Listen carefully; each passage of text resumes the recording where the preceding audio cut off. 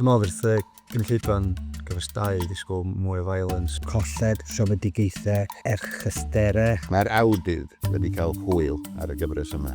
Mae'n adeiladu ar gyfres 1. Gymeriadau newydd, exciting a talentog i weld. Mae pethau ffrwydriol yn digwydd. A lot more drama. Mae yna bethau sy'n digwydd sydd yn reit shocking. Drywadau annisgwyl. Comedy, tears. Rhaid i chi dim ond eitha trist. And a lot of stuff that might make you feel sick.